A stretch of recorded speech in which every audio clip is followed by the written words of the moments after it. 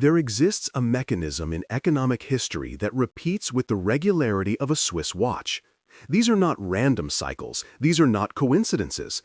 These are mathematical conditions that, when aligned, produce the same catastrophic result. The recipe is always identical.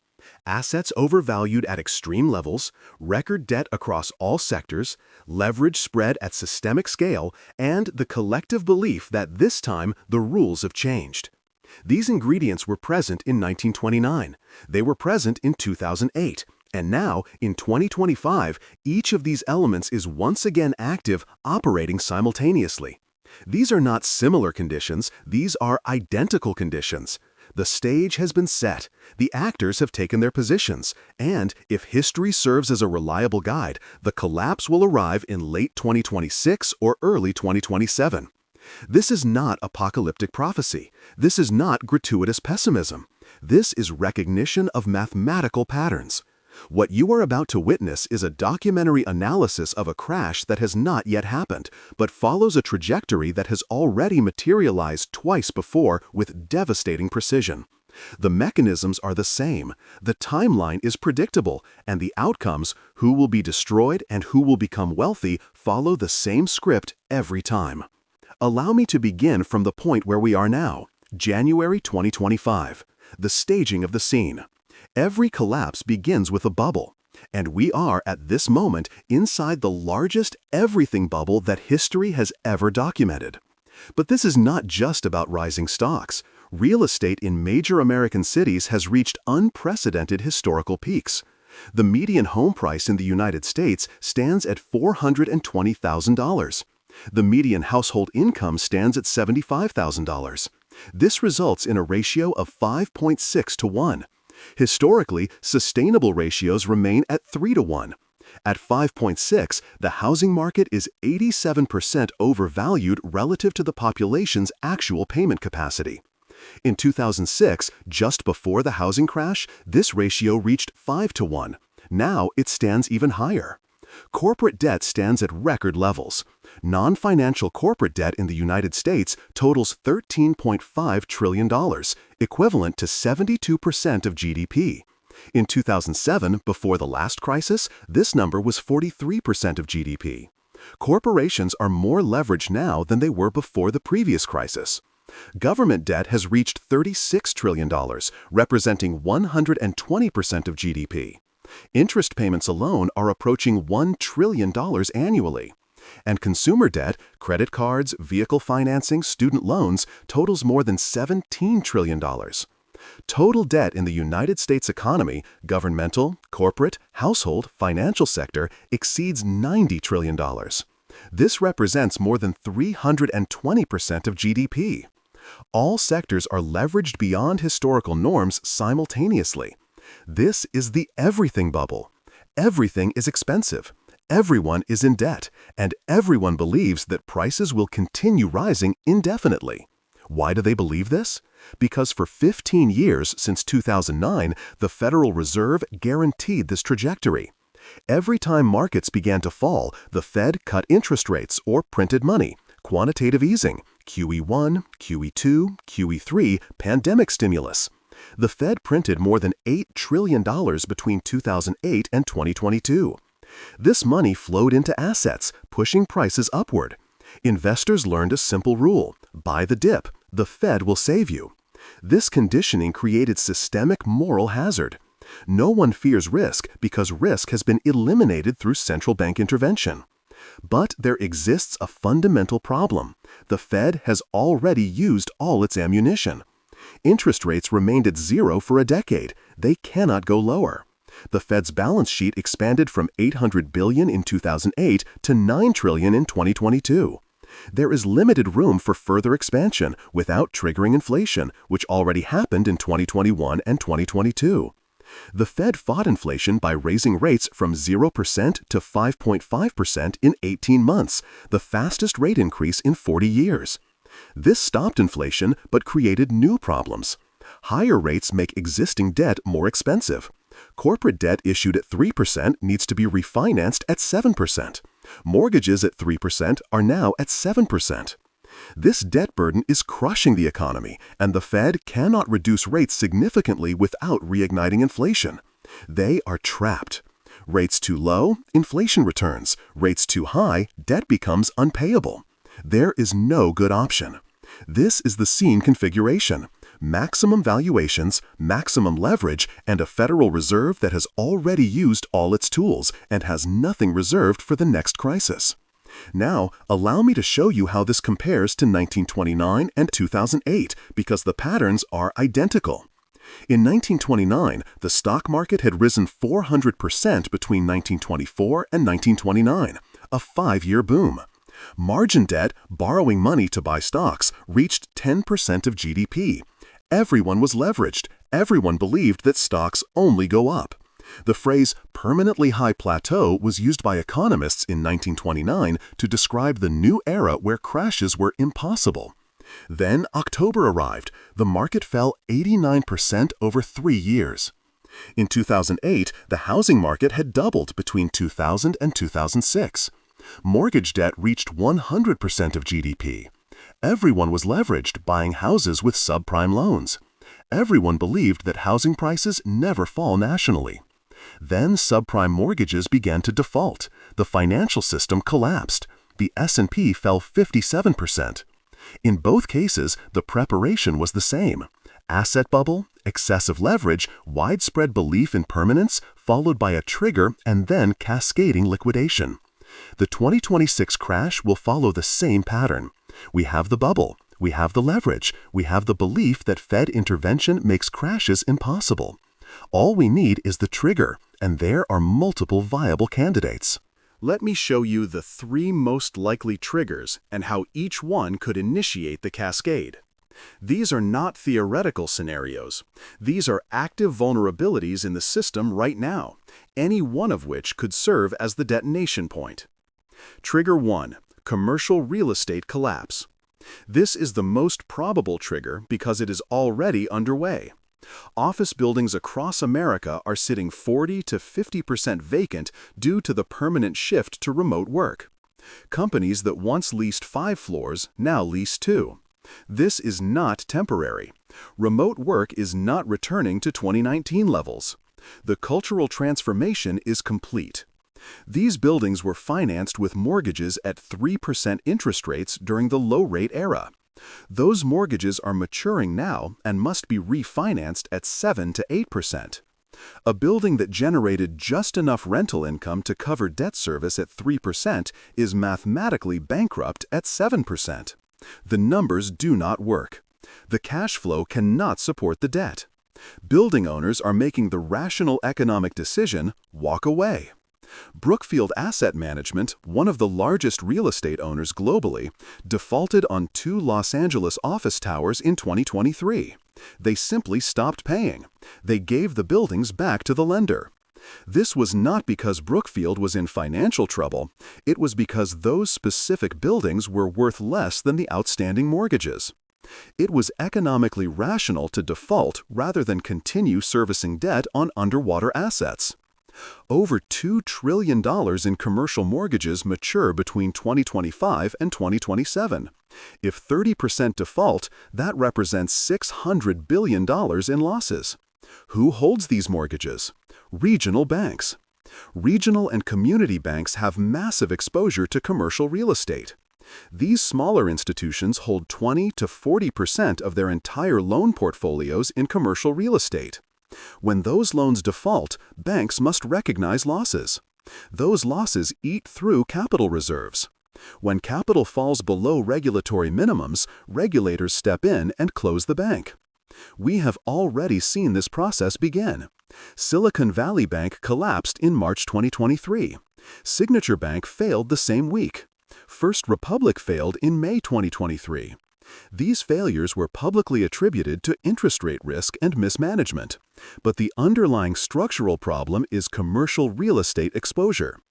If commercial real estate defaults cascade through 2025 and 2026 as these mortgages mature and cannot be refinanced, we could witness 50 to 100 regional bank failures. And bank failures trigger something visceral in the public consciousness: panic. When people see banks failing, they remember the Great Depression. They remember 2008. They pull their deposits, they move money to larger institutions perceived as safer. This creates a bank-run dynamic that accelerates the collapse. Trigger 2. A major corporate bankruptcy or sovereign debt default. Hundreds of corporations issued debt at historically low interest rates during 2020 and 2021. That debt is maturing now. They must refinance at rates that are double or triple what they originally paid.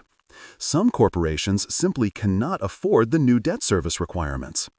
If a major corporation, a Fortune 500 company with significant market presence, defaults on its bond obligations, it triggers contagion throughout the credit markets. Bond investors panic. They begin selling other corporate bonds indiscriminately, fearing similar defaults. Yields spike as prices fall. Borrowing becomes prohibitively expensive or completely impossible. Companies that need to refinance maturing debt find themselves unable to access capital markets. More defaults follow in rapid succession. This is precisely how the 2008 crisis metastasized. Lehman Brothers failed on September 15, 2008. Immediately, market participants assumed other banks would fail. Credit markets froze completely. Interbank lending stopped. The entire financial system seized up. The same contagion mechanism could activate with corporate debt. A single high-profile default creates the assumption that similar companies face similar problems. Investors flee the entire sector or asset class. Sovereign debt default operates on similar principles, but at larger scale. If a major emerging market economy, Turkey, Argentina, Pakistan, or another heavily indebted nation, defaults on dollar-denominated debt, it raises immediate questions about other countries. Can they service their debts? Are their currencies stable? Investors begin selling emerging market bonds across the board. Capital flees these economies. Currencies collapse, making dollar-denominated debt even more expensive to service in local currency terms. More defaults follow. This creates a global credit crisis that spreads from emerging markets to developed markets. Emerging market economies collectively hold trillions in dollar-denominated debt. If they cannot repay, the banks and financial institutions that lent to them, often European and American banks, must recognize massive losses. The contagion spreads from periphery to core. One sovereign default becomes the trigger that exposes the fragility of the entire interconnected system. Trigger 3. A geopolitical shock. War, pandemic, terrorist attack, election crisis, or any event that spikes volatility and forces investors to liquidate assets to raise cash. The COVID crash in March 2020 exemplified this trigger type. The pandemic was not initially an economic problem. It was a health crisis. But the profound uncertainty forced mass liquidation. When you cannot predict what happens next, the rational response is to sell everything and move to cash. Safety becomes the only priority.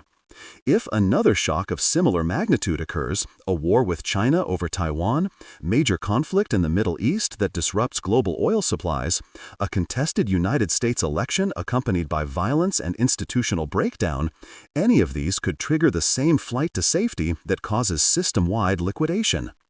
Any of these three triggers could initiate the cascade. But the critical point to understand is this: the underlying cause remains the same across all scenarios: excessive valuations combined with extreme leverage. The specific trigger matters far less than the structural fragility. Once liquidation begins, mechanical processes take over. And those mechanics are brutal, predictable, and devastating. Let me walk you through what happens once the crash begins. This analysis is based on documented patterns from 1929 and 2008. The timeline compresses or extends depending on liquidation speed, but the sequence remains invariant. Phase 1. The initial shock. The trigger event occurs. Markets fall 10 to 15% within days. Investors are surprised but not yet panicked. This decline is widely perceived as a buying opportunity. Buy the dip. The Fed will intervene. Stocks are on sale. Financial media interviews analysts who reassure viewers that economic fundamentals remain strong and the decline is temporary, merely a correction within an ongoing bull market. In 1929, the initial shock arrived on October 24th, known as Black Thursday. The market fell 11% in a single day. There was panic, but not yet catastrophe. Major bankers convened an emergency meeting and publicly pledged to support the market with their capital. Stocks recovered slightly in the following days. Everyone believed the worst had passed. In 2008, the initial shock came in March when Bear Stearns collapsed. The market 15%. The Federal Reserve arranged an emergency bailout. J.P. Morgan purchased Bear Stearns with government support. Crisis averted, or so the consensus believed at the time. In 2026, the initial shock could manifest as a major bank failure or a wave of simultaneous corporate defaults. Markets fall 10 to 15% rapidly. The Federal Reserve issues a carefully worded statement. We are monitoring the situation closely. The financial system remains strong and resilient. We stand ready to provide liquidity as needed. Investors interpret this as confirmation that support is coming. They buy the dip aggressively. Stocks recover partially. But the damage has been done. The first crack in market confidence has appeared. Phase 2. The false recovery. After the initial shock, markets stabilize or even rise back toward previous levels. This period lasts weeks or months. It is the most psychologically dangerous phase because it convinces participants that the worst is definitively over. In 1929, after Black Thursday, the market recovered for approximately 1 week. By early November, stock prices had nearly returned to pre-crash levels. Investors who sold during the panic felt foolish for overreacting. Those who bought the dip felt vindicated, their confidence in the system reinforced. Then November 11th arrived. The market fell 13% in a single session. The real crash had begun, and it would not stop for years. In 2008, after Bear Stearns collapsed in March, markets stabilized throughout spring and summer. By July 2008, the S&P 500 was only down 10% from its October 2007 peak. Many prominent analysts publicly called the bottom. Now, who profits? This is the critical part that most people never understand. Every crash makes someone extraordinarily wealthy.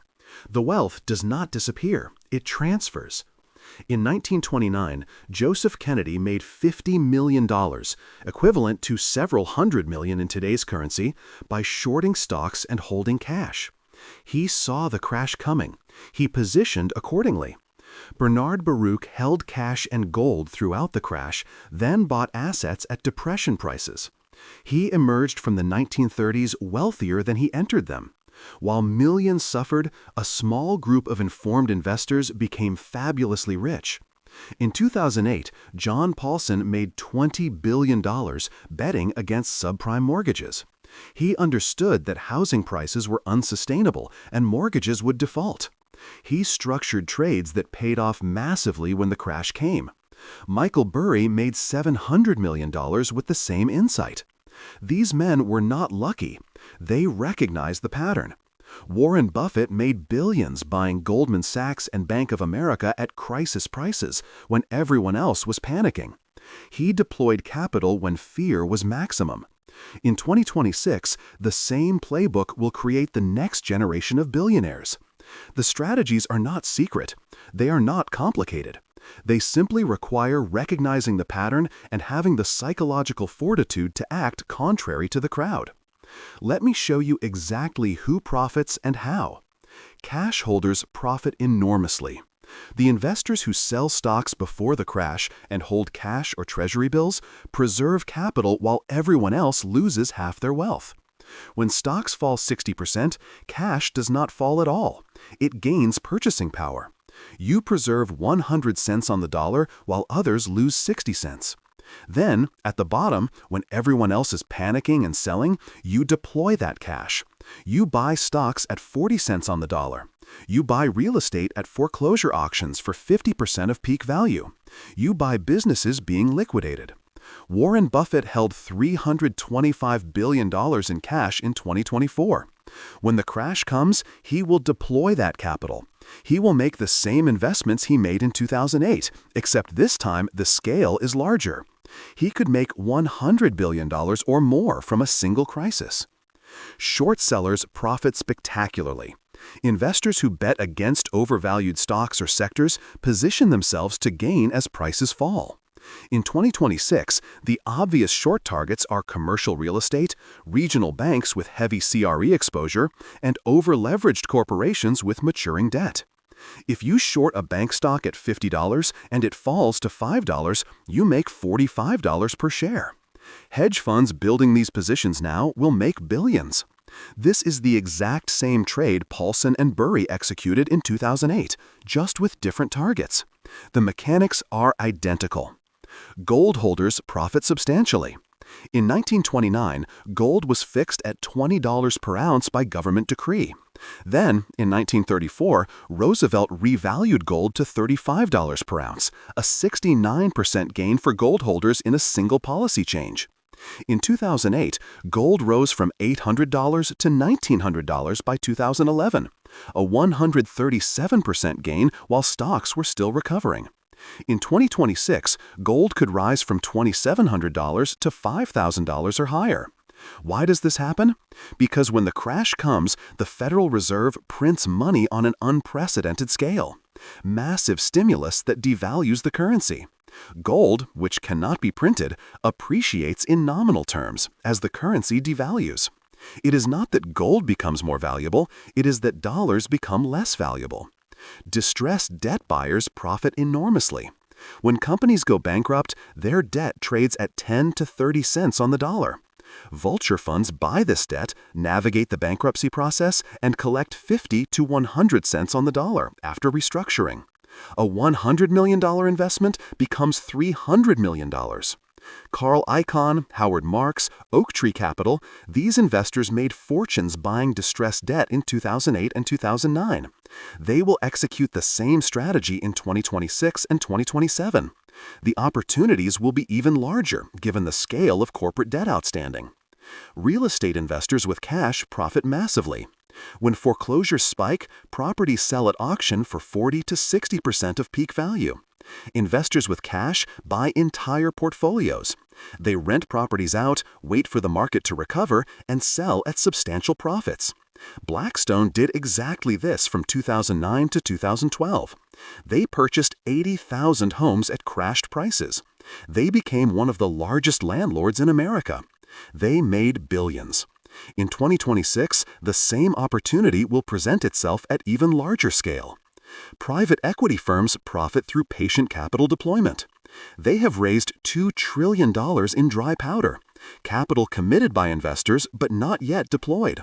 When the crash comes, they buy companies being liquidated. They buy divisions of corporations that need to raise cash urgently. They buy assets at 30 to 50 cents on the dollar. Then they hold for 5 years while the recovery unfolds. They sell at full price. This creates generational wealth. The firms that see the crash coming and position capital before it happens create dynasties that last decades. This is the wealth transfer mechanism. From the middle class that holds stocks and homes through the crash to the elite investors who sold before, shorted during, and bought at the bottom. It is not theft, it is not illegal, it is not even immoral in a legal sense. It is simply understanding the cycle. Crashes do not destroy wealth, they transfer it, from those who don't see it coming to those who do. Let me compare the 2026 crash directly to 1929 and 2008. What is the same? What is different? The bubble mechanics are identical across all three. Each started with asset prices completely disconnected from economic fundamentals. 1929 saw stocks trading at 30 times earnings. 2008 saw homes at 5 times incomes. 2026 has everything at record valuations simultaneously.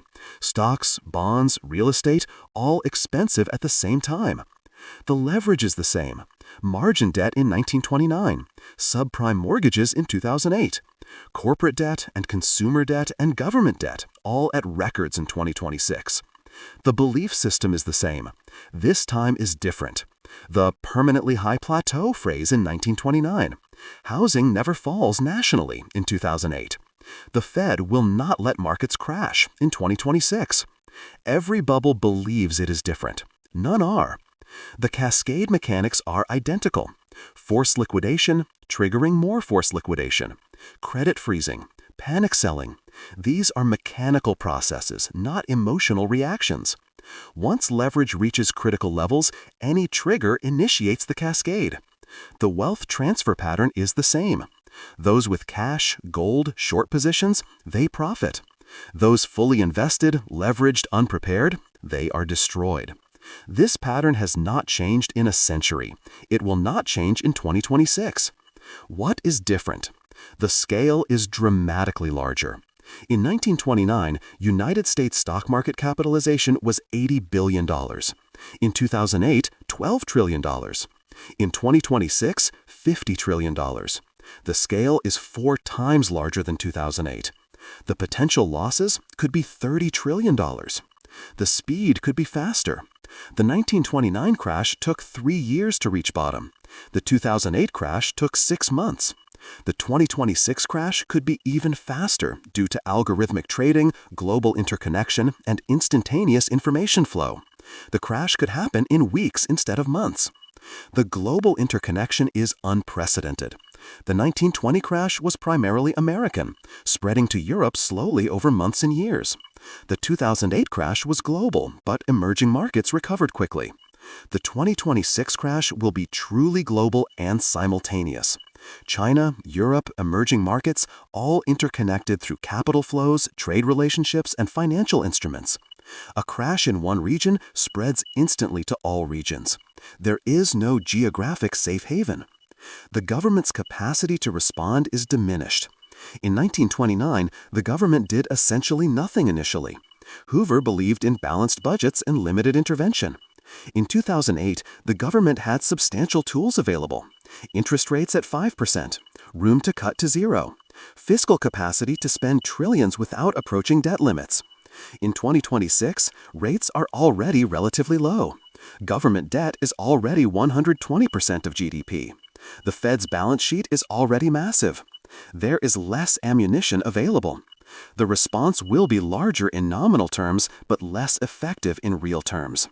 The social consequences could be more severe.